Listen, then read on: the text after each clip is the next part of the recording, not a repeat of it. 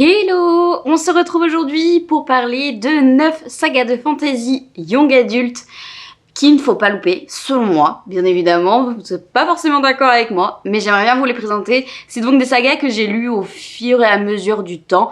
Donc il y en a certaines qui sont un peu plus vieilles, il y en a qui sont bien plus récentes. Et j'ai essayé d'inclure des sagas qui sont peut-être un tout petit peu moins lus. Il y en a, vous allez forcément dire la majorité, ah je l'ai déjà lu celui-là, bon voilà. Mais il y en a certains qui sont un petit peu moins lus et que j'aimerais mettre un petit peu plus en avant. Si ce contenu vous plaît, n'oubliez pas de vous abonner, de liker ou de commenter. Et sur ce, c'est parti. On commence par une saga extrêmement connue, c'est Six of Crows de Les Bardugo, donc dans le Grishaverse. Il y a une série qui est sortie et donc qui a mis bien en avant cette saga et Grisha parce que c'était un mélange entre les deux.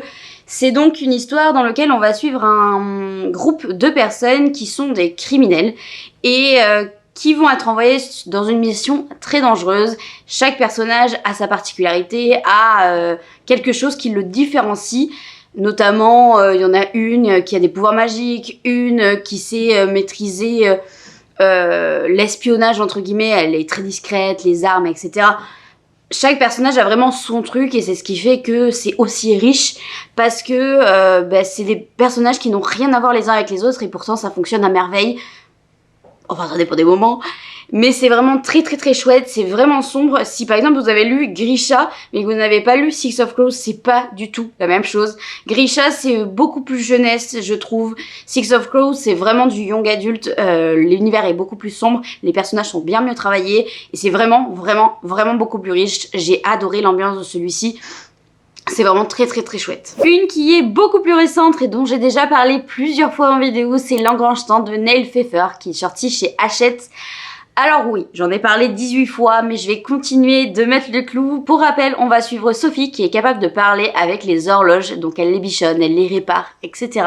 Sauf qu'un jour, elle va être devant une horloge qui est un petit peu différente et qui va l'amener dans le passé et elle va être mêlée à un complot avec les princes de son royaume. Ça c'est le pitch de base. Je vous rappelle que c'est du young adulte qui est plutôt tiré jeunesse. Donc du coup c'est plus vers le bas du young adulte. Il y a certaines personnes que ça va déranger au niveau de la profondeur de l'histoire. Parce que le premier tome est vraiment peut-être très en surface. Mais c'est destiné à un public beaucoup plus jeune. Mais c'est vraiment très très très chouette. Et le second tome est vraiment une pépite. Donc je ne peux que vous le conseiller. C'est vraiment génial. La plume de l'autrice est extrêmement fluide. Elle est en train d'écrire un nouveau livre. Croyez-moi, à la seconde où ça sort, je vais me le procurer parce que vraiment j'ai adoré sa plume, j'adore son univers, j'adore la façon qu'elle a de construire ses personnages et c'est hyper attachant. Voilà, c'est hyper attachant, je ne peux que vous la conseiller. Et une saga qui est beaucoup moins connue, c'est Le Trône des Magiciens de Jupiter Phaeton en auto-édition. C'est pour cette raison d'ailleurs qu'elle est un petit peu moins connue parce qu'elle n'est pas mise en avance dans les librairies, etc. C'est une histoire dans laquelle on va suivre Kathleen qui s'est sortie du monde des magiciens, qui s'est éloignée de ce cercle-là. Parce que elle n'y trouvait plus son compte, sauf que son frère va venir la chercher un jour en lui disant « Ton père est mort, le roi des magiciens est mort ». À partir de là, normalement, son fils aîné aurait dû prendre sa suite, sauf que quelqu'un va venir défier ce fils aîné et de là va découler un certain nombre d'épreuves. C'était incroyable ce premier tome. Alors pour tout vous avouer, j'ai pas encore lu le troisième et dernier tome, mais j'ai tellement aimé les deux premiers que je sais que ça va être une saga que je vais garder et que je vais relire un jour parce que c'est vraiment très chouette. La plume de l'autrice est très fluide. Les conversations entre chaque personnage est vraiment très drôle. Il y a cette petite pointe d'humour qui est toujours très agréable. Il y a vraiment pas mal de relations entre les personnages. Il y a beaucoup de complots, il y a de l'intrigue et par-dessus tout ce que je vous ai dit, il y a une menace qui va arriver sur la Terre et à laquelle il va falloir faire face. Et forcément, ça laisse une tension qui est palpable entre tous les personnages et surtout par rapport à leur vie. Le second tome, il y a un arc narratif qui est absolument incroyable avec la mère de Kathleen. Elle n'hésite pas à faire des choses horribles à ses personnages. Elle n'hésite pas à avoir des personnages gris. Vraiment, c'est très chouette. Si vous ne l'avez pas lu, je ne peux que vous conseiller de la lire parce que c'est vraiment une pépite de l'auto-édition. Faire une vidéo sur la fantasy young adulte sans vous parler de The Prison Healer, c'était pas possible. Donc c'est The Prison Healer de Ninette Noni. publié donc chez Hachette, mais que moi j'ai en version VO. C'est incroyable cette saga. Voilà, il y a eu tellement de coups de cœur. Si vous ne l'avez pas lu, il faut la lire. Voilà, si vous cherchez une fantasy young adulte pépite, dans lequel tu ne t'ennuies absolument jamais, lisez The Prison Healer.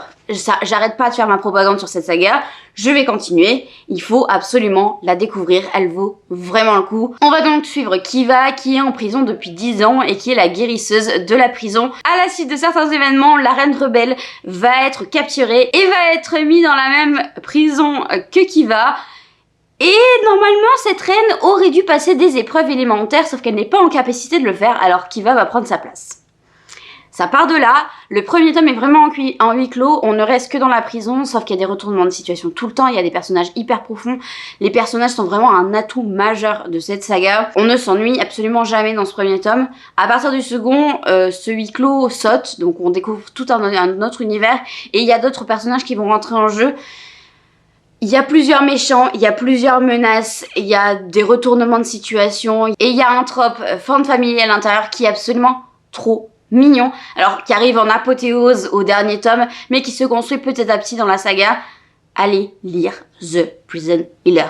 Surtout que le premier tome est même sorti en poche. Voilà, si vous voulez pas vous ruiner, vous pouvez même aller le découvrir en poche. Oui, vous n'avez pas fini de m'entendre parler de cette saga. On repart sur une saga extrêmement connue, mais par laquelle on ne peut pas passer. C'est donc une saga de science-fiction. Alors oui, quand j'ai mis fantasy, c'était fantasy au sens large, donc je me suis permis de mettre des dystopies, de la science-fiction, de la romantasy, etc. parce que c'est vraiment le terme fantasy au sens large, du type plus imaginaire. Donc, Cinder de Marissa Meyer, que j'ai là dans les éditions poche de Pocket Jeunesse.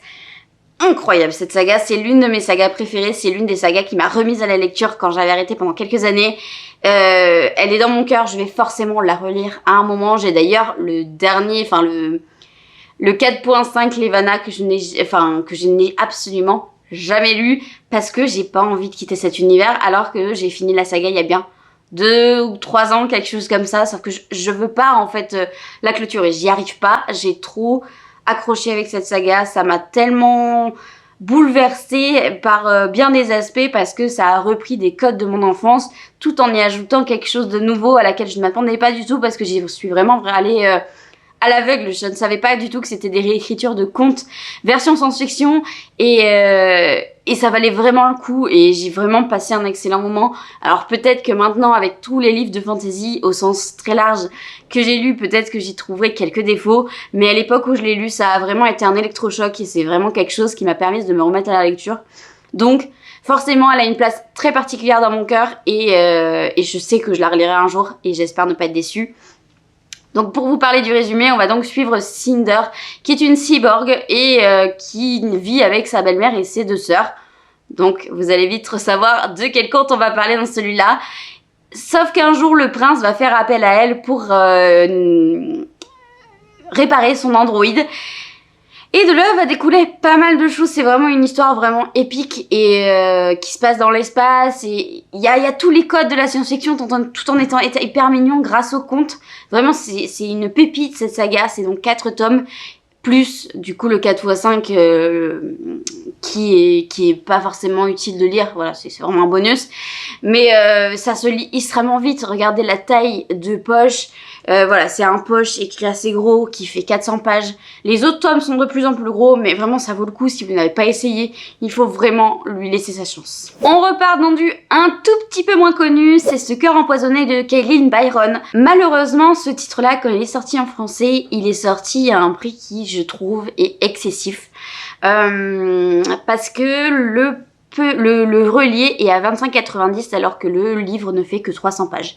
Et ça a été une des choses qui m'ont freiné pour l'avoir en papier, donc je ne l'ai jamais acheté en papier, je l'ai acheté sur ma liseuse parce que vraiment je trouvais ça vraiment excessif. Et je pense que je n'ai pas été la seule à être complètement freinée. Le relié est pourtant magnifique. Mais pour moi, il y a quand même des limites à l'argent que je peux dépenser dans les reliés. Et ça a été une raison. 300 pages pour 25,90 € ou 26,90 €, j'ai plus le prix exact.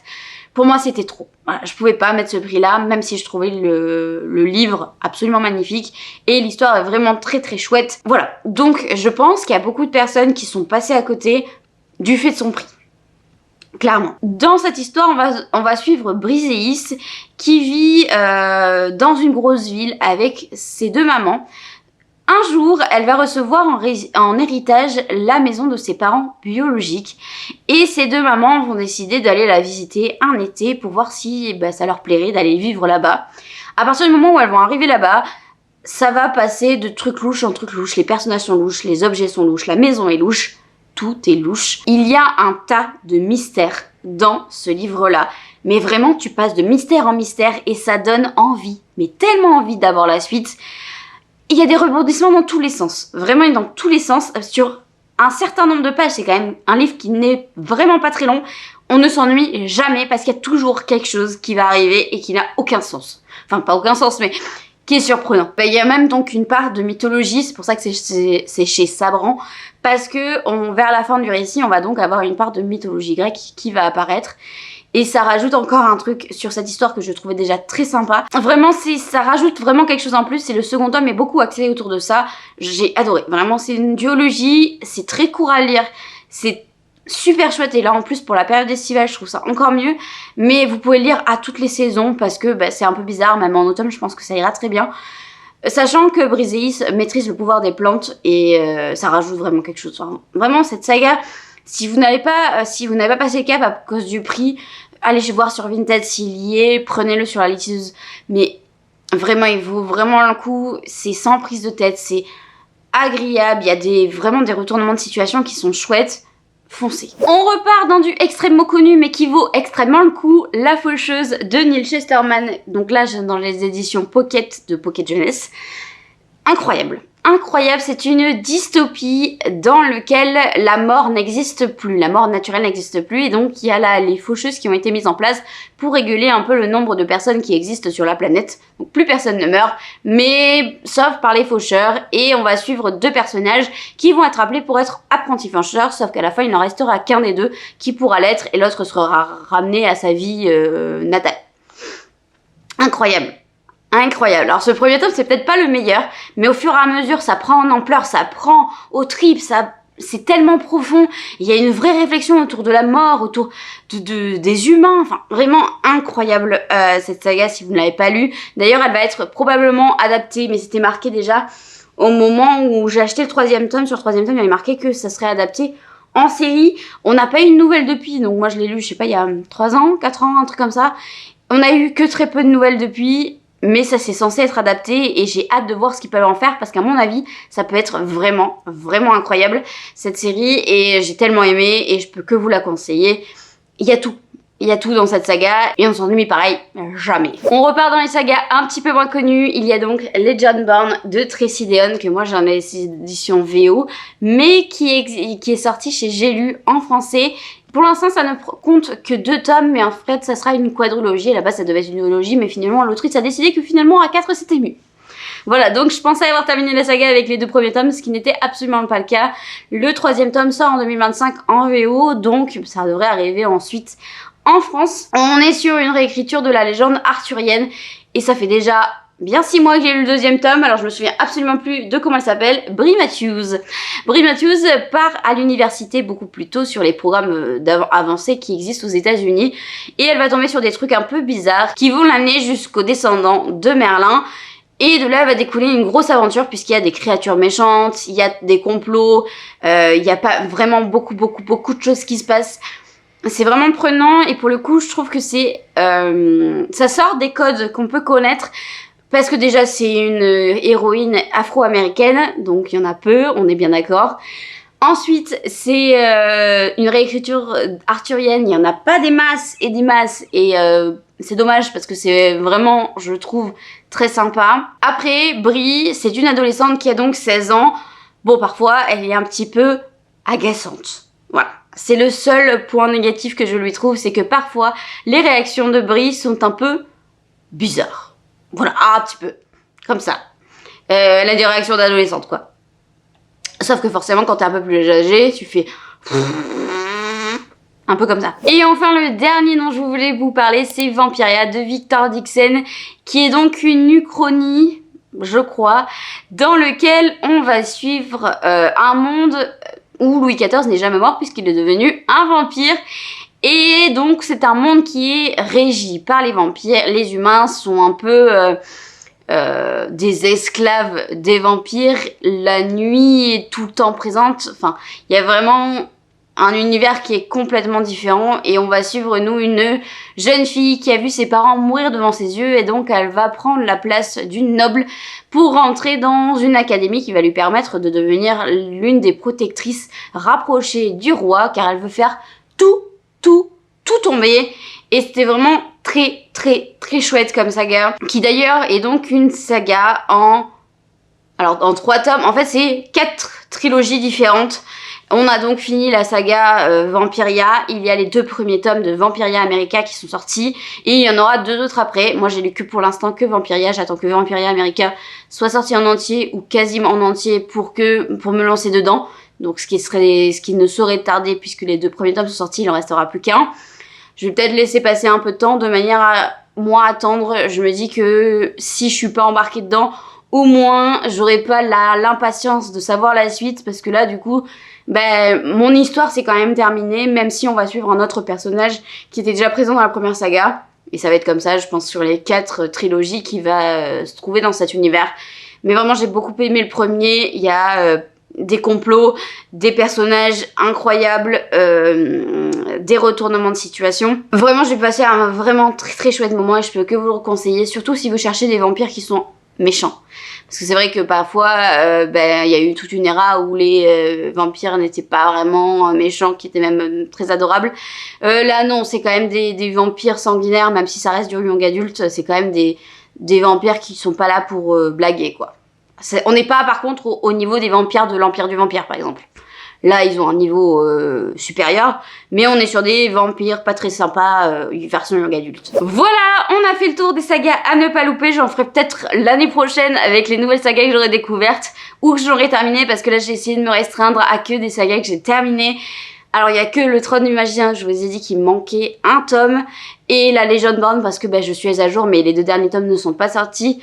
C'est des sagas où vraiment, ça vaut vraiment le coup de les lire, selon moi. On est toujours d'accord sur ça. Et donc, j'en referai sûrement ponctuellement quand j'en aurai découvert certaines autres, que j'aurai terminé un certain nombre d'autres. Dites-moi si vous en avez lu certains ou s'il y en a certains qui sont peut-être dans votre pile à lire ou que vous avez envie de lire. Je vous souhaite une excellente semaine et surtout, prenez soin de vous.